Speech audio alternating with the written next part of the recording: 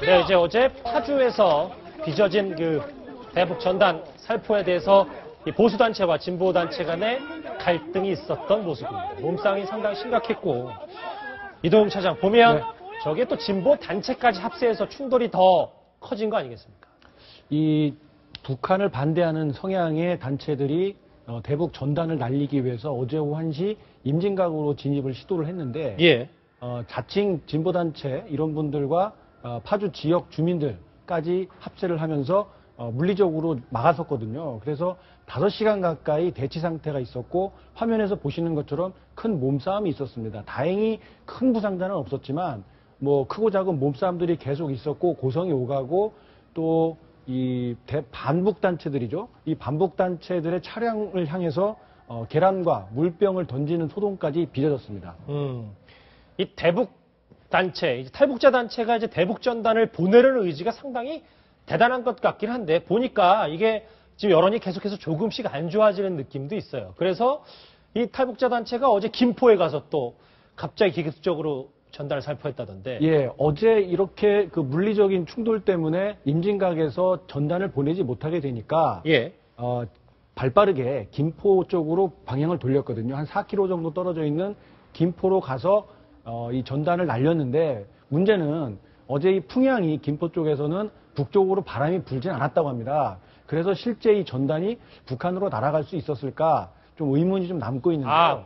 김포는 북한 쪽으로 바람이 안 불어서 대북 전단이 잘 갔는지 안 갔는지 모르군요. 안 갔을 가능성이 일단은 이제 커 보이는데 뭐 뚜렷하게 확인은 되고 있지 않습니다.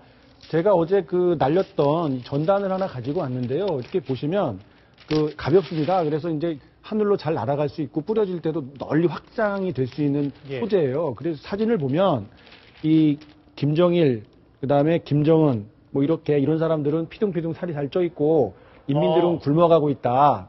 이런 내용들이 아주 노골적으로 써 있거든요. 그렇기 때문에 북한 체제에 옹호하는 입장에서 보면은 이거 근간을 흔드는 일이다라고 생각을 하기 때문에 이런 전단지를 결사적으로 반대하고 있는 것이고 또 이걸 보내려고 하는 탈북자 단체들 중심으로 본 분들은 이런 사실을 알려야 북한에서도 어떤 그 내부적인 동요가 일어날 수 있고 움직임이 있을 수 있다. 이런 논리 때문에 전단 날리기를 멈추지 않고 있는 거죠.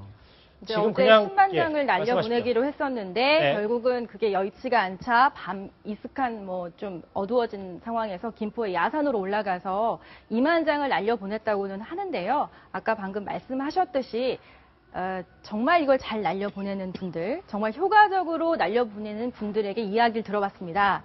바람이 부는 날은 보내지 않습니다. 그리고 또 모르는 상황에서 쥐도 새도 모르게 보냅니다. 이렇게 공개된 장소에서 보내는 것이 효과적이거나 절대 효율적이지 않고 오히려 북한 매체들이 우리 남남 갈등을 조장하는 그런 이용당할 수 있는 여지가 있기 때문에 좀 더 효율적으로 이런 부분을 고민해야 되는 게 참 많이 있죠. 단순한 뭐 액션이라는 뭐 비판의 목소리가 많다는 얘기인데 어제 그 파주에서 전단을 뿌리는 그 충돌 가운데 현장 목소리를 한번 들어보시겠습니다. 인근 주민들의 말입니다.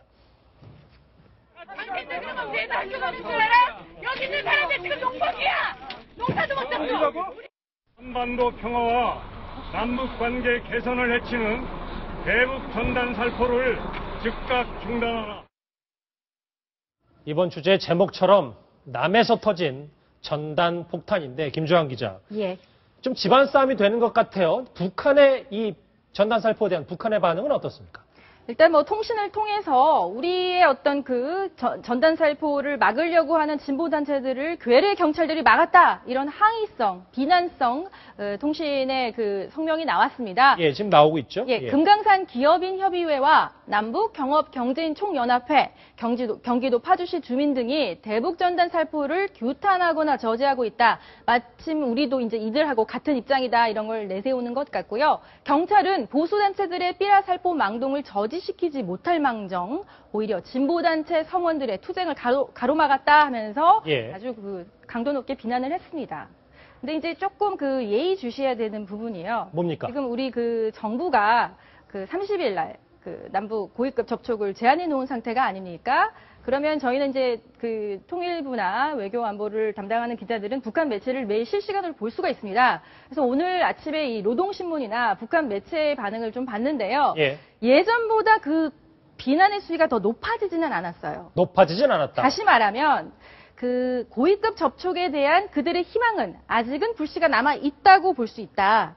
다만 그들이 가지고 오는 의제가 바로 이 문제를 아주 집중적으로 걸고 넘어질 가능성이 상당히 농후하다. 그래서 우리 정부는 저런 얘기 안 합니다. 우리가 지금 원하는 것은 남북 간에 갈라져 있는 헤어진 가족들, 이산가족 상봉 정례와 같은 예. 인도주의적인 문제를 좀 걸고 넘어지고 싶고 이런 부분을 좀 해결하고 싶은데 아마 저쪽에선 저것을 끊임없이 문제를 제기하는 차원에서 이것을 또 의제화하려고 하는 그런 노림수가 있지 않을까 그런 생각이 들고요. 아마 날짜를 수정 제한해 오지 않을까라는 그런 생각을 조심스럽게 해봅니다. 알겠습니다.